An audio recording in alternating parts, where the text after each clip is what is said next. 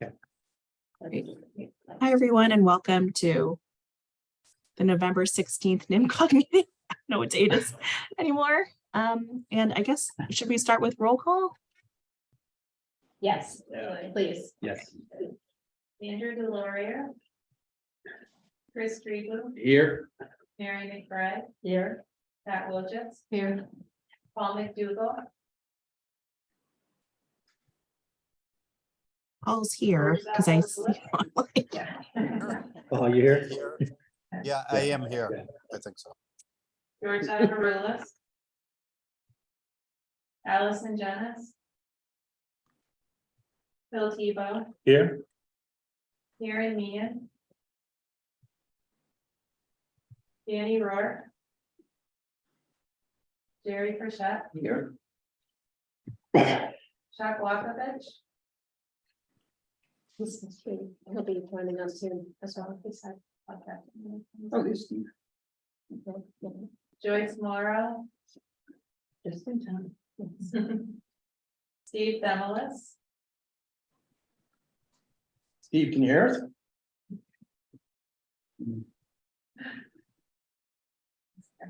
He's there. Jane You're on mute, Holden, Steve. I'm here. Oh, there it is. Jim Duffy. All set, thanks. Thank you, Steve. Ron Cohen. Steve O'Neill. Katerina Kalabokis. Anita Tonakarn-Wynn, Here. Darren Weiss. Jim Silva. Here. So nice to see everyone today. It seems like some people already started on their Thanksgiving break. Just kidding. Or I wish, I don't know. Should we start with the approval of minutes from our October meeting? Are there any questions or comments? I have one correction to request. Okay. I was present, but my name is misspelled, Jim Wilba.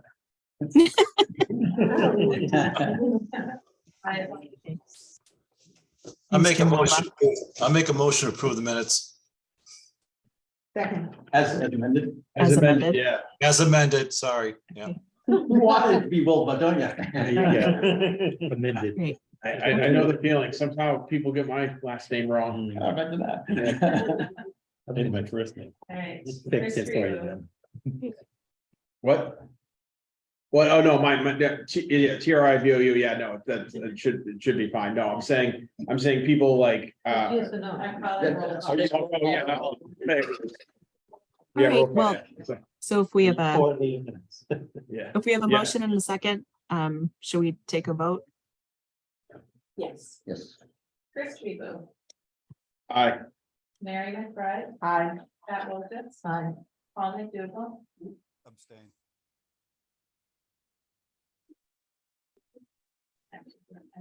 Abstain. Phil Tebow, wasn't. I think Yes. he said aye. That's right. Jerry Frechette, Aye. Steve Demolis, Aye. Jane Wellman, Aye. Anita Tonakarn-Wynn, Aye. Jim Silva. Aye. Okay, great. So next on the agenda is the financial report and warrant. Yep. Or, since I participated remotely, I know this, it would be better if you sit at the table when talking with the. Oh, for the, For the owl. Yeah. right here. I called. Okay, thanks, Mike.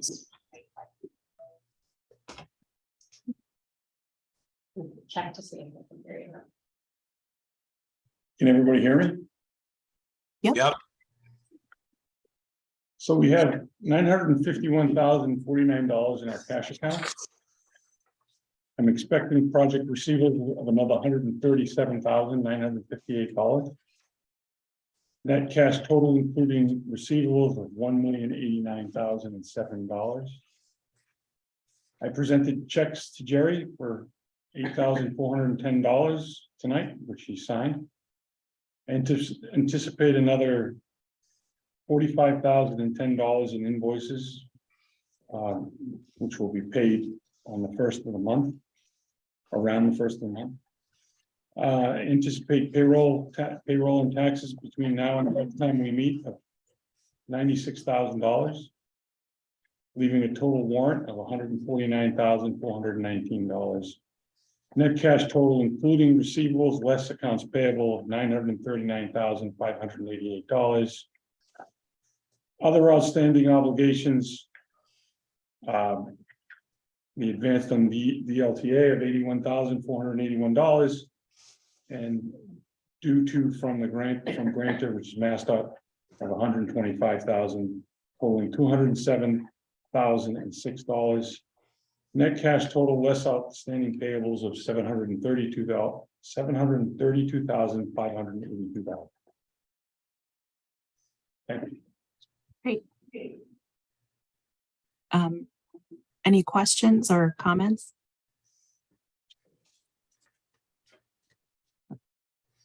Make a Okay. motion to approve, Maida. Second. Okay, take a roll call vote. Chris Streeter, Aye. Mary McBride, Aye. Pat Wojcik, Aye. Paul McDougall, Aye. Bill Aye. Tebow, Yeah. Mary Kirkpatrick, Aye. Joyce Morrow, Aye. Steve Donowitz, Aye. Jane Wellman, Aye. Anita Kern, Aye. Jim Silva. Aye. Okay, on to the next.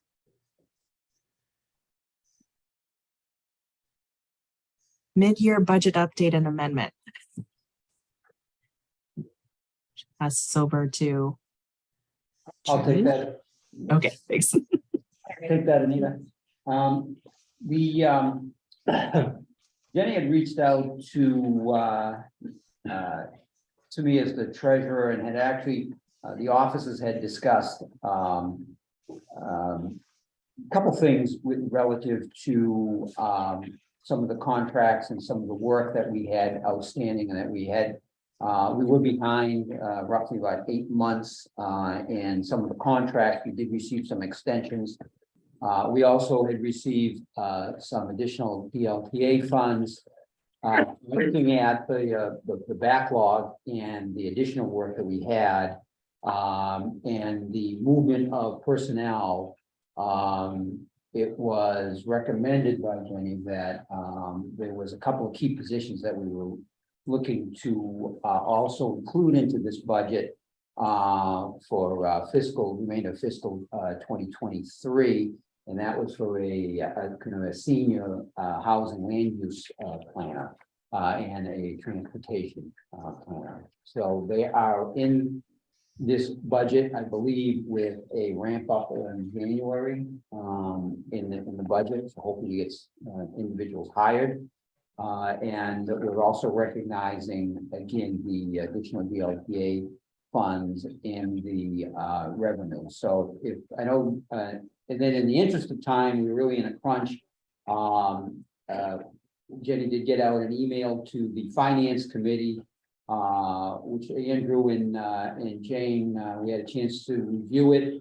And the committee collectively was recommending the revised budget with the adoption of the 2 additional positions that have been entered into the budget for the remainder of fiscal 2023. And certainly, if there are any questions, I can go over very quickly. If you look at the summary page of the budget, you can see the variance in the revenue of $120,171. And we're looking at the variance on the expense side, where we're basically coming down to an excess of $3,144, opposed to $60,562. Also, we've discussed prior at this committee, at this board level, and I think got a better understanding and appreciation for indirect rate versus direct rate. And hopefully, if this goes according to plan, the indirect rate will increase as well as we can allocate hours to the projects that we have. So with that, the recommendation from the finance committee would be to adopt the recommended revision as incorporating the addition of the 2 positions. there's two scenarios that were provided. So That's that was the first scenario. Yeah, okay, and actually. One had one, one had two, Yeah, that's true. or two had two, right? So I guess, how do we? Yeah. Yeah, so how would we present the vote under both scenarios? Well, it's. That's a good point. I think my recommendation is for scenario two, Yeah, but I wanted to provide both yeah, to demonstrate that, you know, potentially more conservative approach Yep. of having one staff person instead of two, but would prefer the ability to potentially hire up to two people. Depending upon how everything goes, which is somewhat up to the financial situation that you just outlined. right, right. And actually, Sounds I did not print scenario number one. Oh. You're done back? Well, I didn't, I grabbed that, okay. Oh, okay. Oh, I see. You printed them. Yeah, I wrote scenario one and two out there. Another one. I got it, okay. So question, scenario one, how is scenario one different than scenario two? The only difference is that there's one staff person accounted for in scenario one and two staff people accounted for in scenario two. There's no other difference. Is that correct for That is the revenue and the expenses that are associated with each one of these? Basically, the only difference is in the scenario, with either one additional staff person or two additional staff people. So- This is again, just looking at the fiscal year. Yeah, so the correct one, what I had indicated though, so with the two additions, we're looking at a variance of a deficit of 24,000. Versus if we have the one, we're looking at the excess of 3,144, which all that basically. Yeah. That's actually the That's the difference change. in the two, The not the variance. deficit in the budget. The deficit in the. So, okay, so actually, I'm sorry, so yeah, it comes down to 411 versus 77,505, sorry, yep. Great. So, Thanks, Jerry, for reviewing that. Are there any other questions or comments? So I have a question. If there were only gonna be one, if you were gonna have to focus on one position, which one would it be? The senior housing land use planner.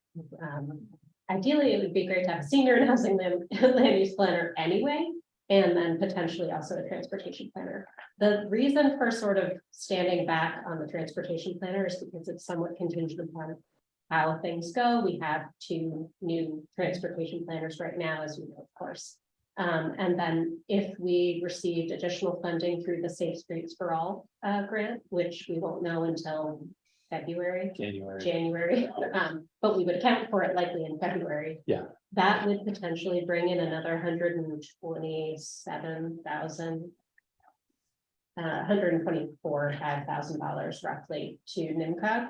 Over a long period of time, but still would mean that we would definitely need an additional staff person. So I'd rather hold off on that, but be provided for the option if we need to go there. And that's what we would. That's the other staff person who would offer. and then the indirect rate increases, then by Yeah. having the transportation, Right. then you can apply those That's hours. correct. Yeah, all right. So if are you looking for the flexibility that we vote scenario two? That would be But my then you preference. would go forward with kind of scenario one, and then Probably, that unfolds, you go with scenario. I would two. report back to the council monthly about how things are going. of Right, but course. then you'd have our approval for scenario two, for the two hires of going forward with the idea of going the senior position. Okay, That so, is the case. all right, so it's just to hire probably the senior housing planner first. See how that goes, and then also with the two other transportation planners, and then if things if it feels like there need more people, it would just a third, and if you get the money from the grant. Right, in consultation with Justin and looking at the transportation planning needs and how the program is going, we're doing the regional transportation plan. We're down basically one transportation staff person because that person is covering weights and measures. Because Mo is no longer on board as the deputy sealer. So we sort of have this gap in terms of transportation planning needs. So I think effectively, we probably still will need that planner, but I think it's best to, gauge where we're at over the next couple of months first. That helps. So the senior planner, that was definitely critical. Okay. Well, it would make sense for us to vote on the scenario too. That is my recommendation, but I wanted to provide everybody with the option of looking at both scenarios and also understand the potential impact of either one of them. Okay, well, And I Thanks, want to Bert. also just quickly, Anita, just thank Bert very much and Justin and Chris Hayes. All of us have been meeting pretty regularly to really dig into the budget, deal with all of the extensions, all of the sort of number crunching that goes along sort of the way of getting things done, but also digging into kind of time and staffing and meeting all of the program goals that we have. So I just want to really specifically thank Bert. Really pulled this together. Also, you're looking at something that's kind of different. So we haven't talked about that part yet, but your eyes might be adjusting to a different format of the budget because it is in fact different. And this is the budget format I would like to use moving forward, which presents to you, the actual operating budget. And then a sheet that's just specific to revenue. So you have a better sense of how we're dealing with cash flow. And that'll relate back to the warrant that you monthly take a look at. And then the expenses. So this is the format that we will be using moving forward. And again, thank you to Bert for his work pulling this together with me. I do like it because when we got on the call, I said, I have the budget. He says, well, which one? Well, I had the old format I'm looking at. I was like, no, she brings up the new one. I go, oh, okay, I got it. So, yeah, no. Good. Great. Thanks, everyone. Thanks, Bert. I was just going to say thanks too, but you beat me to it, Jenny. All right, so we'll take a motion to approve scenario 2. That sounds okay. Motion to approve scenario 2, NMCOG media budget revisions fiscal 2023. Thanks, Steve. All in favor? Get a roll call. Chris Regal, Aye. Mary McBride, Aye. Matt Wojcik, Aye. Paul McDougall, Aye. Bill Tebow, Yes. Mary Bridget, Aye. Joyce Morrow, Aye. Keith Emmons, Aye. Jane Wellman, Aye. Edith Hunter-Franklin, Aye. and Silva. Aye. Great. Thank you. So next, I think we're turning it over to Pat to provide an update on the draft federal fiscal year 23-27 tip amendment 1. Okay, thanks, Anita. So hopefully this won't be as complex as the last one we just went through. As is noted in the one page description in the packet, when the tip, the 23-27 tip was approved, it included a $2.4 million grant from the federal government, which was anticipated. Unfortunately, that grant did not come through. So we have to now remove it from the tips, and we're obviously not going to get it. This is for improving accessibility at the Gallagher terminal, at the parking area, the stairs and the elevator, and then the bridge over to the train that everybody likes to walk over when they're trying to catch their train in the morning. So anyway, it doesn't mean that no money will be applied to that project. As is noted, there's $600,000 coming from the state funding source that's still available, and there is some flex funding from federal highway that also is being allocated to that project with almost $4 million, $3.97 million. So it might, in some respects, depending on its timing, delay some of the parts of the project, but the anticipation is there will be another funding source that will be identified that will fill in that $2.4 million gap. So that's basically the gist of the amendment that will be, and according to Justin, the comment period has expired, right? November 18th. November 8th, a couple Couple more more days, days. but nothing, there's been no. No comments. Yeah. So this will be discussed at the next NPO meeting on November 30th to vote, with the NPO to vote whether to accept it. So, anyone has any questions? Good question. What happened to the 2.4 grant? Any particular reason why it wasn't granted? It was I'm assuming it was competitive grant. and- So, yeah, it's a competitive grant, so it's 5339, it's a FTA discretionary grant. Mm. LRTA applied for it, they've applied for it a few times. Mm. The grant specifies really it's for bus and busway improvements. Hmm.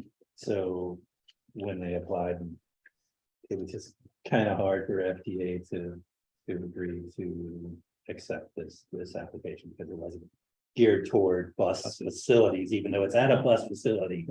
Hmm. But it's really geared more toward rail. Hmm. So the LRTA is looking into other grants.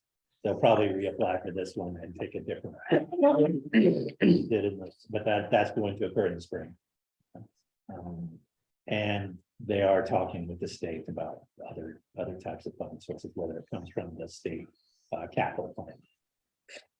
So we're slowly looking, design is progressing, it's almost at 65% design. So then there will be new cost estimates from those companies.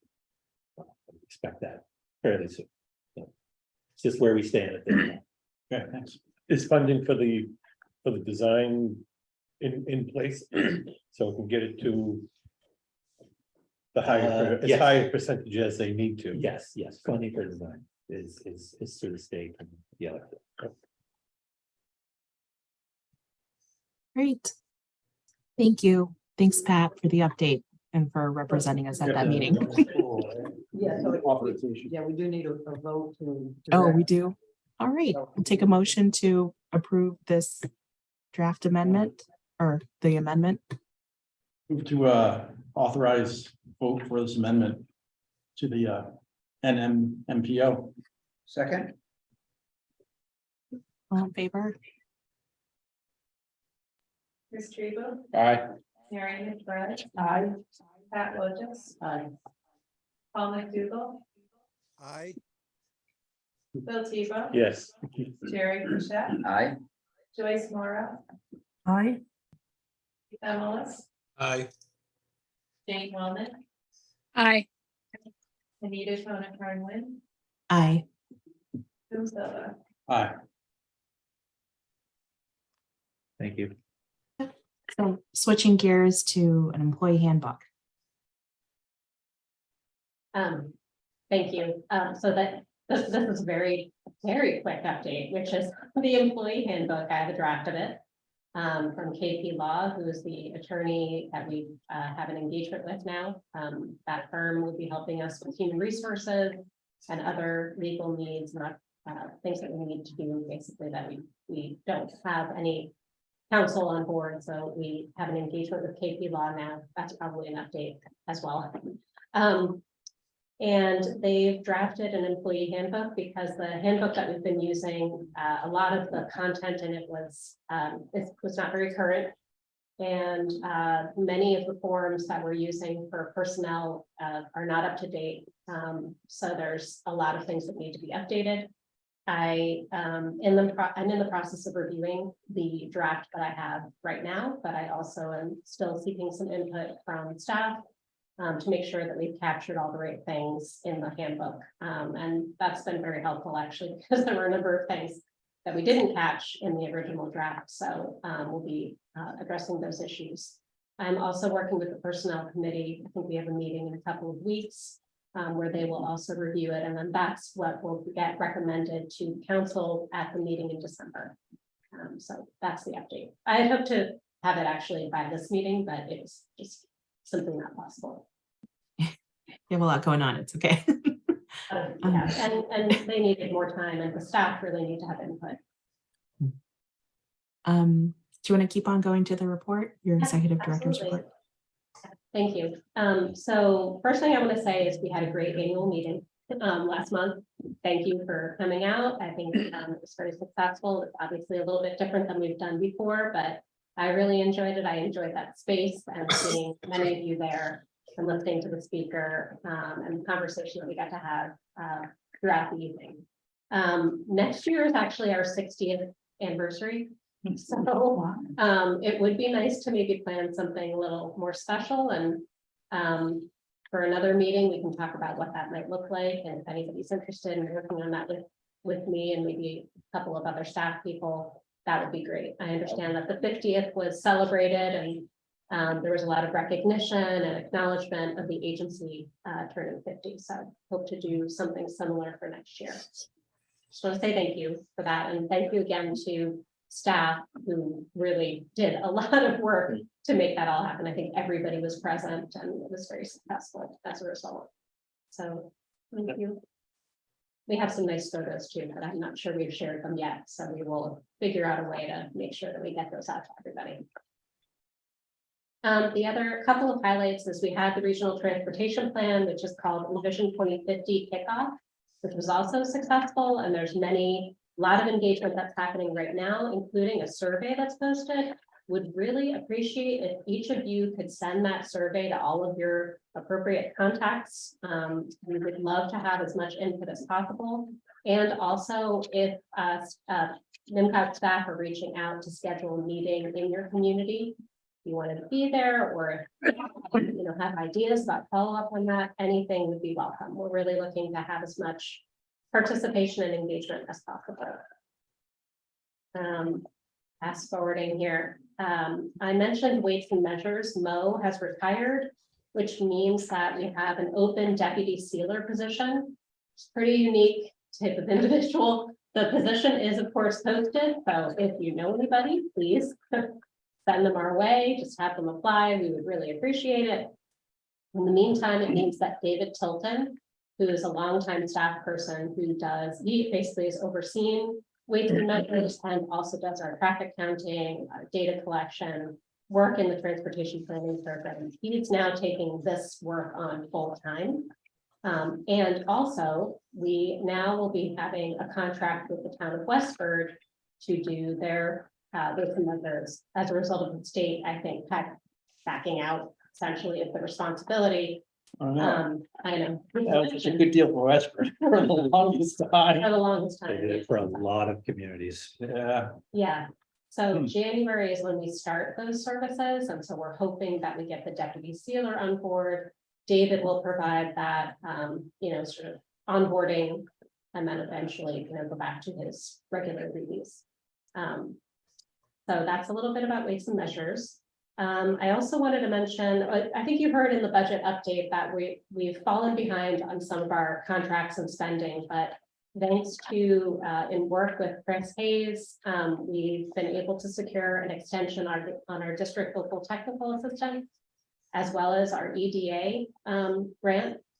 And so that's really helpful because we have a lot of follow-up work to do for the EDA grant, at least now have the time to actually get done. So there might be some follow-up on that you're going to be hearing about in future months. The other thing I wanted to, at any point, if you want me to talk about anything, I will, but I'm going to highlight the things that I want to share primarily. We talked a little bit about this at a prior meeting, I think the meeting in September, which is the MBTA communities requirement. We are working with a number of our communities to meet those requirements. It will be a long period of engagement of helping communities to do that. And in the meantime, we're making a lot of presentations. This is mostly Chris Hayes, Carla Andrus, and Jeff Owen, and myself working together on this particular project, but making a lot of presentations to communities to educate them about the guidelines, what it might look like in their community, and helping them to meet sort of the obligation.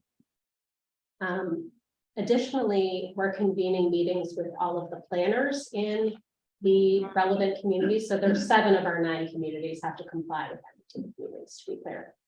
Pepperell and Dunstable are the 2 that do not. The 7 communities, all the planners are going to be getting together pretty regularly to kind of share, best practices, what's going on, and sort of be able to at least take some notes and tips from one another in order to get through meeting this requirement and what it will take to get there.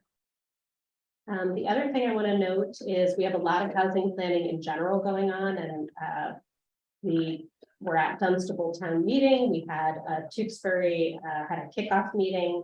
The Westford housing production plan, as I reported in a prior month, was totally adopted and now approved by the Department of Housing and Community Development. We just found out today. And then skipping ahead to page 8, some funding updates. Also, when we talked about the budget amendment, I mentioned, or Jerry mentioned, that we're going to have a boost in DLTA. What that is about is we're going to have an additional $127,000 to spend over an 18-month period to help communities in the region access funding through the bipartisan infrastructure law and basically the IRA, the 2 big federal funding programs that can be applied to things like water and sewer infrastructure, safe and supportive schools, mental health services, really a whole range of activities that it could be relevant for, including transportation as well. And we are gearing up to provide that level of assistance to communities as part of this augmented funding. Related to that, there's a digital equity program, which we are now officially partnering with NMCOG. This will help us to provide the capacity that's necessary in order to create local digital equity plans. And so this is a really interesting, unique opportunity. And I think Chris Hayes might be on right now. And I would like to just briefly let him talk about this opportunity and then check back with the group to see who might be interested in engaging with us on this, because this is a very sort of a quick turnaround opportunity. And Chris, I see you. In a car. Yes, I'm in a car. Can you hear me? We can hear Yes. you. Excellent. Thank you so much. As Jenny mentioned, this opportunity is related to ARPA and Infrastructure Investment and Jobs Act funding, and we're really actually pretty excited about it.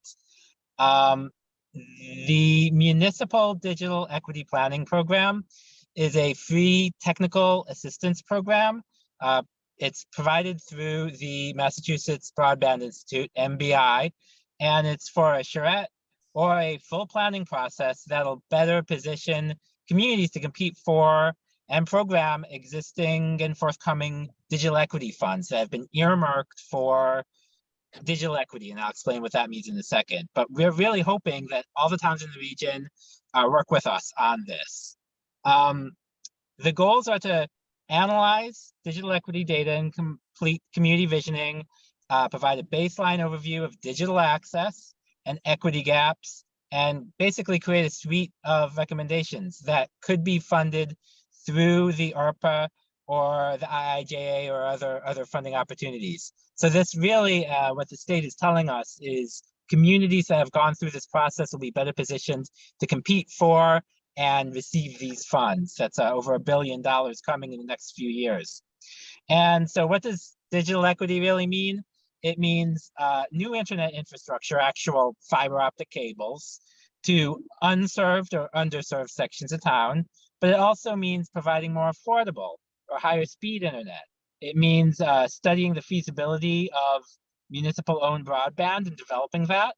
It could mean providing devices, literally computers or laptops, to qualifying populations, kids or seniors or people with low incomes or so forth. It includes training programs for internet safety, business internet use, how to use the internet for telecommunications, working from home, engaging civically in public meetings, as we're all quickly learning, but some of us still, need training to be able to work in that environment.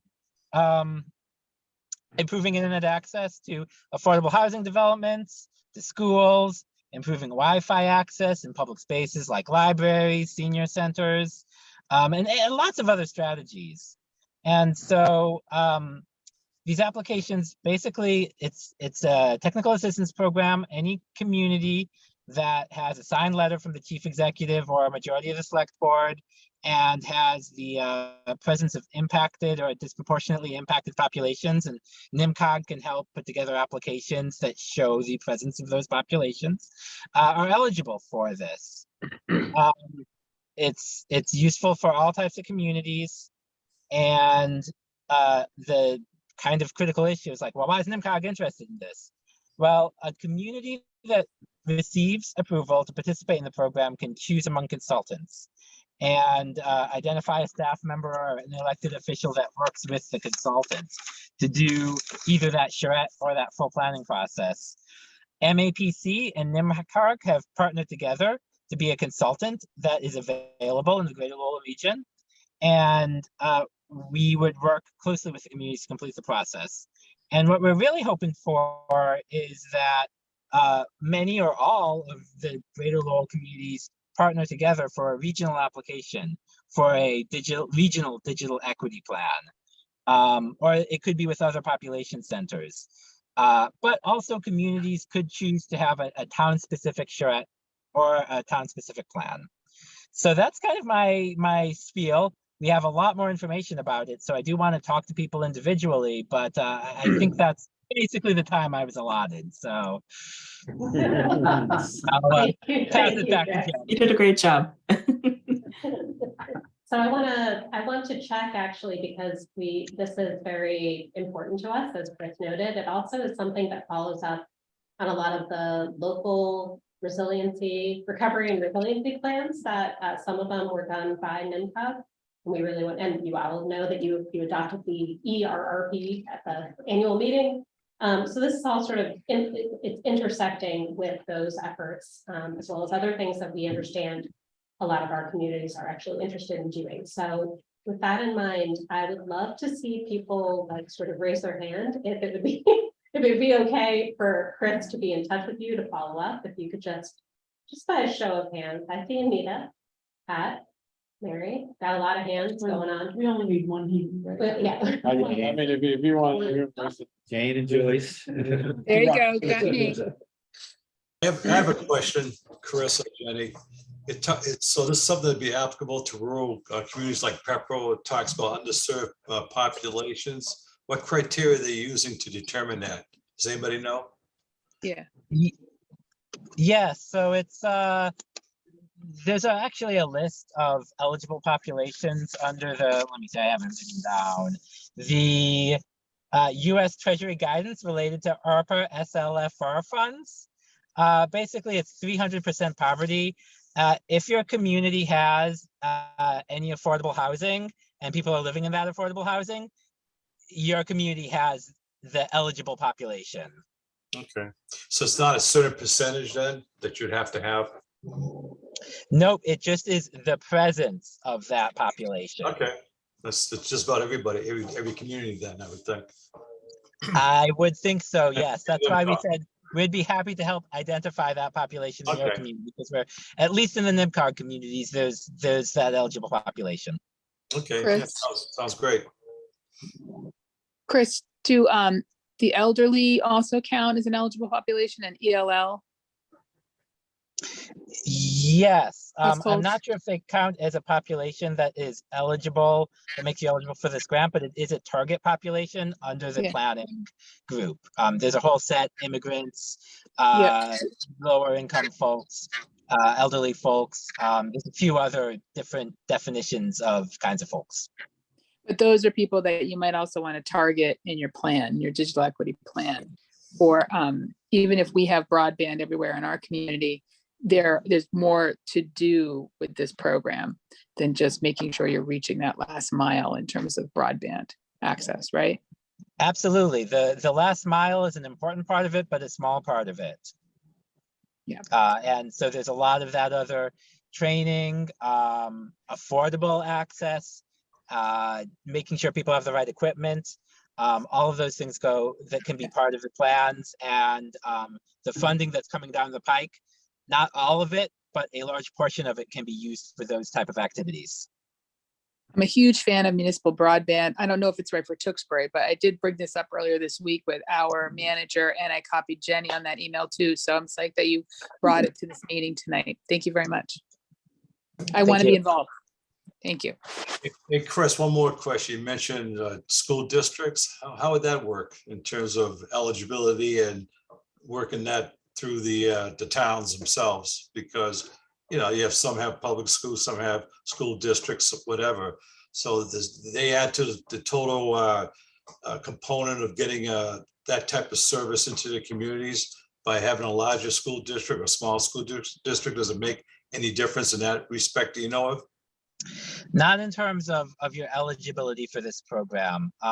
That kind of thoughtfulness about what school districts need, that's part of the planning process. Okay. Thank you. What an exciting project. Thank you for being so proactive and forward thinking.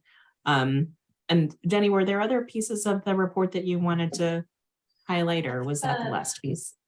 The last piece is really the right after the digital equity planning program on page 9, which is just these 3. There's actually 4 upcoming opportunities to participate. The first one is in very much, for like sort of very in partnership, but with the Sierra Club. They're hosting these Northeast regional events. One of them is this Municipal Climate Leadership Summit. It's happening this Saturday. So if you know anybody in your communities who like a climate committee, sustainability committee who might be interested in signing up for this, please share soon, because we need people to RSVP.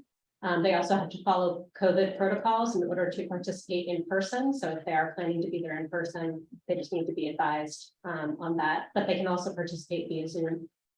So that's this Saturday. Also, we are hosting one of the CPTC webinars.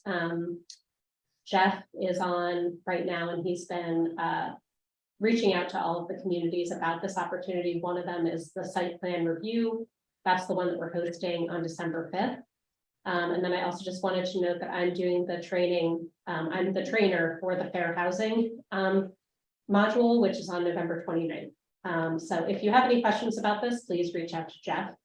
And then lastly, we are also hosting a webinar in partnership with Health Resources in Action. That's a statewide public health advocacy agency. And this is a webinar really to kind of get people excited about public engagement around various types of federal and state funding that's coming into a lot of local communities. And also showcasing different examples, including Anita from Westford, and then also in Brookline, Worcester. It's kind of like statewide examples of things that are going on in terms of community engagement, as well as a local community panel that will be present. And that's happening on December 6th at noon. It's also on Zoom, so nothing in person there. And Senator Markey is actually providing opening remarks for that webinar. So hopefully you'll sign up, or again, spread the word the same way with the other opportunities. And that was it. I don't know if anybody has any questions about the things that I skipped over, but lots to talk about as usual. There's a lot going on here. Lots of effort and energy, and new staff as well. Any questions for Jenny? No. Okay. Moving on to community exchange.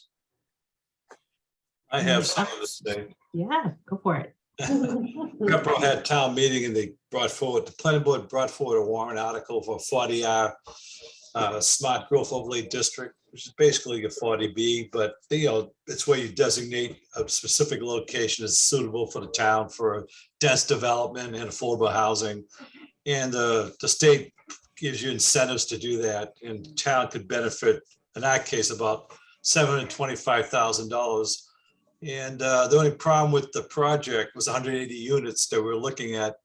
It was in if you know anything about the WAPOD, the Water Resource Protection Overlay Districts in the towns, it's in zone 3 where the water surface drainage goes towards the aquifer and then to the wellhead, quite a distance away. But the problems was because of a PFAS, raising its ugly head, all kinds of problems with pollution generally, and not having enough. Some towns worrying about their future water supplies and so forth. With the town meeting, and it was resoundingly defeated 4-1, even though it was just simple majority, because most people felt like at town meeting that they're worried about the future of their water supplies versus affordable housing. But I just thought, you guys should know that. So we were hoping that this would work for us, but it didn't work out the way the planning board had planned. but it was an education itself at least, you know? So we'll see what happens. There was also another proposal, part of that same 40 hours for housing behind the senior center, which probably would have been more amenable to the town at the time, but it was all rolled into 2 projects. So they both failed. So anyhow, we'll see what happens down the road, but just thought I'd give a quick report on that. I don't know if Joyce wants to say anything to that. She's on the planning board. Yes, no, we spent a great deal of time, excuse me, researching 40R, having public outreach meetings, and we had a group of naysayers who really kind of undermined the process as well. So it was really unfortunate. You know, one of the biggest problems that I believe I mentioned in the past is communication, and we really put forth a very strong effort to communicate properly the differences between 40R and 40B. And despite that, it was still voted down. It's unfortunate. But move on to something else. Well, Westford just had their special town meeting as well. And the library expansion grant project, which other towns probably have already experienced or might be considering, was passed. Surprising, I don't know if it was surprising, but there was a huge marketing effort in Westford to support the library expansion. The estimated costs actually were increased by $12 million. So it was a huge chunk for the town to absorb. And it also passed on not only a special town meeting, but also on a local ballot. So our library supporters are very happy about that. Anita, what was the reason for the expansion? What was the driving force behind that? There's like a grant, you know, library grant and stuff that other people have been, I think other towns have been are on this list where there's a match or there's a certain percentage of the estimated costs or whatever that the state will pay for through the library, like the Massachusetts Library Consortium. And then the town pays for another chunk of that piece. And then so we just have a lot of sort of out of date structural issues. It's not very accessible for people with disabilities or, you know, parents with strollers and stuff like that. So it's just kind of updating that. But there was I'm sorry? The grant is huge, actually. Yeah. The grant from the state is huge, for this $2 million or something like that. I couldn't hear that. What's that? Yeah, sorry, could you say that last part The again? grant for the library expansion that's being given by the state is like $2 million or something like that, and that was like a major push. Yeah. That made people We were going to lose that. Yeah, we were going to lose the state Gonna lose funds that. if the town didn't approve it. That's right. Yeah. And but there were 12 towns where Westford was one of them across the Commonwealth where it was going out for special town meeting, and they were like 50% over in terms of their estimated costs for the libraries. And so there's a big, a lot of kind of flurry, I think, within the state legislature to see if there could be some support for those communities. And Westford, I think, lucked out where we were able to support that. But there was another town building for municipal building that was also up for special town meeting and also on the local ballot, and was a push to annual town meeting and did not pass the local ballot. So we'll kind of see where that lands, but that was to consolidate a lot of our town staff were kind of all over the place or working remotely or in like crumbling buildings. So Does Westford have a public safety complex? Just curious. we do have do you mean like we do have a new fire station, Right. And there was an old fire station, which we wanted to tear down and revamp. And that was where the new municipal building or a portion of it would be located. So it's basically. So police and fire and your communications are all separate buildings?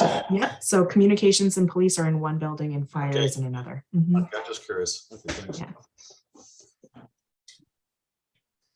Anyone else want to share?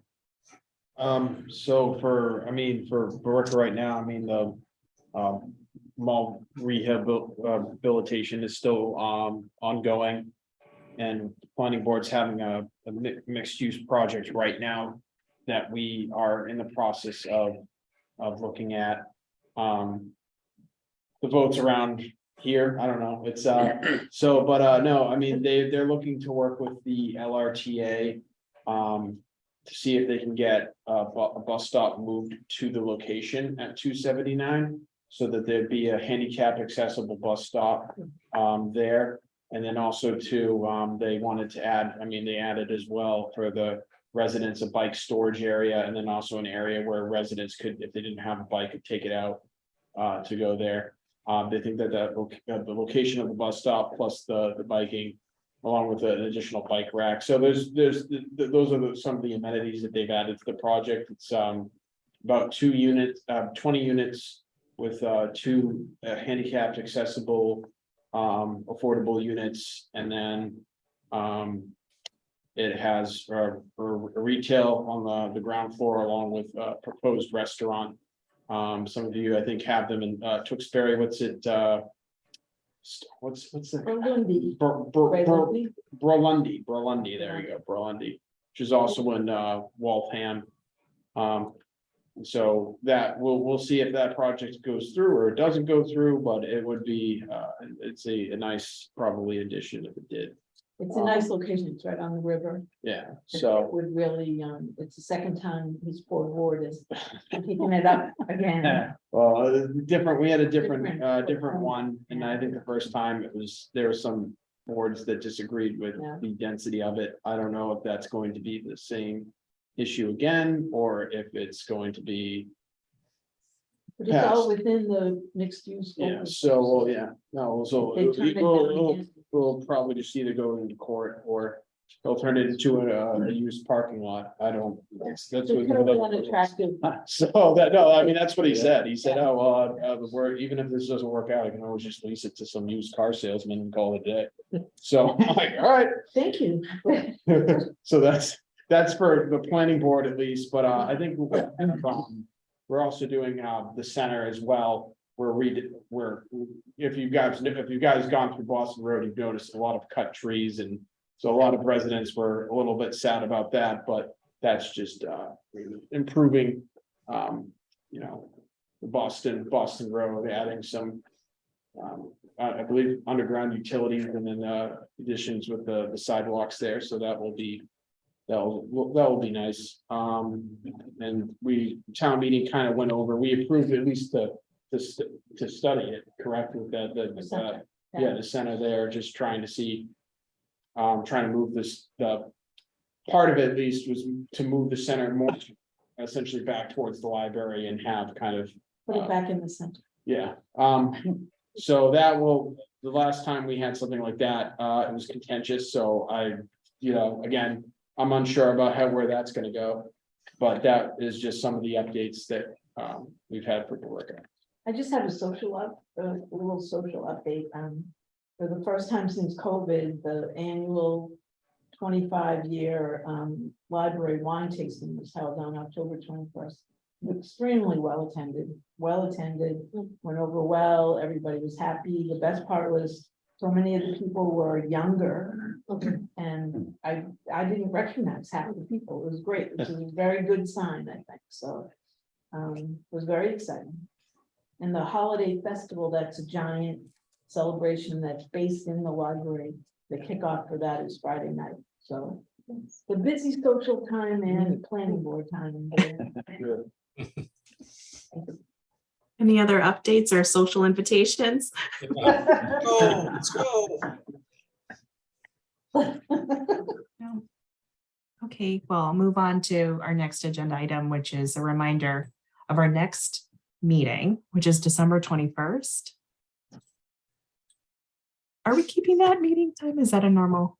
We always meet in December. I wanted to check to see, again, by kind of a show of hands, who can attend on the 21st. If we can't meet that night, then I need to find a different night, because it would be good we will need to meet in December. Where is it going to be here? The same thing, the Okay. hybrid, so it could That's be, fine. Yeah, no problem. No, I was just curious, because I remember we had, it was. a holiday kind of gathering. Yeah. I mean, also, after we're done the business portion of the meeting, anybody is welcome to, But you have a piano. I don't have. Yes, I mean, that's, I was looking forward to there. Yeah, okay. I can bring a bottle of Jack Daniels, no problem. I'll give you the $20, Mary. Yeah, the whole meeting is gonna be in karaoke.